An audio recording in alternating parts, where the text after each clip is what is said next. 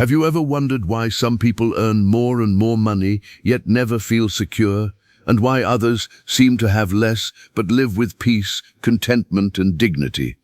Many Muslims think Islam teaches us to avoid wealth. Others believe that being rich automatically means Allah is pleased with you. But the teachings of the Prophet Muhammad, peace be upon him, paint a very different picture. Islam does not teach us to chase wealth for the sake of wealth, nor does it teach us to be careless with money and simply wait for provisions to fall from the sky. Instead, the Prophet Muhammad, peace be upon him, taught a balanced approach, one that combines trust in Allah, hard work, responsibility, generosity, and financial independence. And if more Muslims followed this advice today, many of our financial struggles would look very different. One of the most powerful financial teachings of the Prophet Muhammad, peace be upon him, is found in an authentic hadith reported in Sahih al-Bukhari and Sahih Muslim. He said that the upper hand is better than the lower hand. The scholars explain that the upper hand is the hand that gives, while the lower hand is the hand that receives. Think about that for a moment. The Prophet, peace be upon him, is teaching us that it is better to be in a position where you can help others than constantly needing help from them. This doesn't mean a person should never accept assistance. There are times when people genuinely need support. Islam is a religion of mercy, but the mindset of a Muslim should always be to strive towards self-sufficiency and dignity whenever possible. The Prophet Muhammad, peace be upon him, also said that whoever seeks to remain independent from people, Allah will make him independent, and whoever seeks contentment, Allah will grant him contentment. Notice that the focus is not simply becoming rich, the focus is becoming independent from dependence on people. There is a major difference between wealth and contentment. A person can have millions and still feel poor. Another person may have much less, yet feel satisfied with what Allah has given them. True richness begins in the heart. This is why the Prophet Muhammad, peace be upon him, taught Muslims to avoid developing the habit of constantly asking others for money, favors, or assistance when they are capable of working and striving for themselves. The believer should seek help from Allah first, then use the abilities Allah has already given them. This brings us to another important lesson. Many people claim they trust Allah, but then make no effort. They say, Allah will provide, and that statement is true. Allah is the provider. But Allah has also commanded us to take the means. The birds trust Allah completely, yet every morning they leave their nests in search of food. The companions of the Prophet, peace be upon him, trusted Allah more than any of us, yet they worked, traded, farmed, traveled, and built businesses. Trust in Allah is not laziness. Trust in Allah is making the effort while knowing the outcome belongs to Allah alone. Islam does not teach passivity.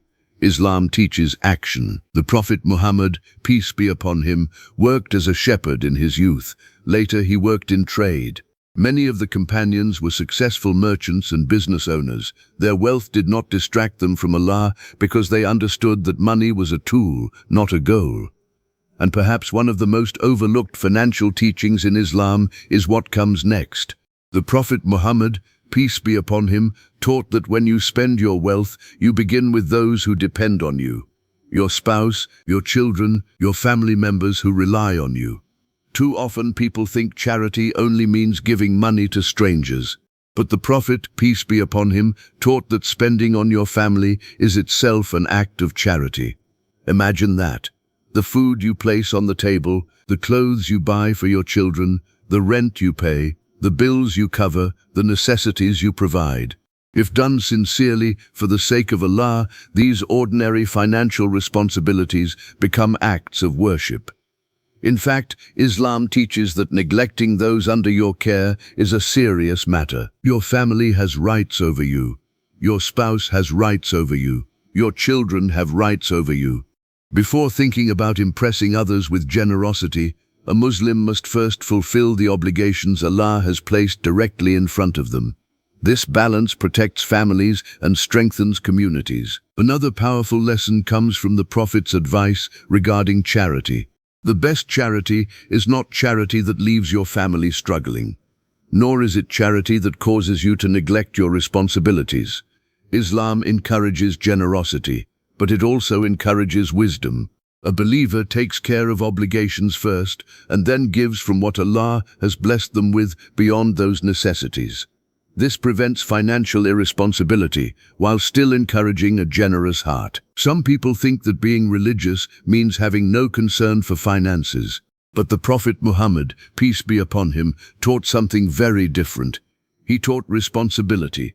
He taught planning. He taught earning halal income. He taught caring for one's family. And he taught Muslims to become contributors to society rather than burdens upon it.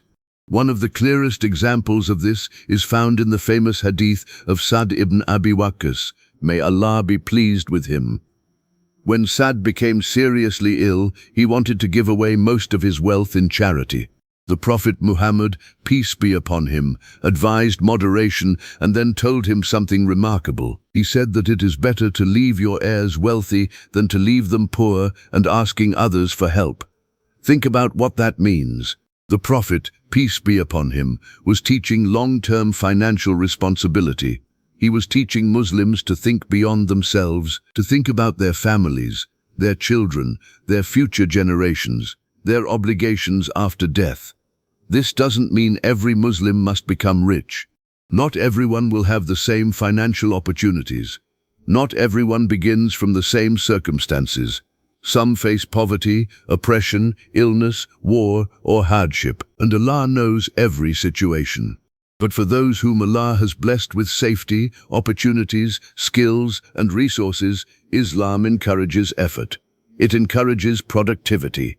It encourages excellence. The goal is not to boast about wealth. The goal is to use wealth in a way that pleases Allah. At the end of the day, money is neither good nor bad.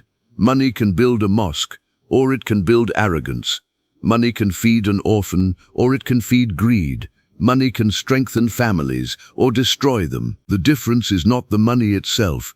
The difference is the heart of the person who possesses it. The financial advice of the Prophet Muhammad, peace be upon him, can be summarized in a few simple principles. Work hard, earn halal income, trust Allah, avoid unnecessary dependence on people, take care of your family, spend responsibly, give generously, plan for the future, and remember that true wealth is not measured by what is in your bank account, but by the contentment Allah places in your heart. Because the richest person is not the one who has the most. The richest person is the one who needs the least from people and is most satisfied with what Allah has provided. May Allah grant us halal provision, contentment in our hearts, generosity in our hands, and the ability to use our wealth in ways that earn His pleasure. Ameen.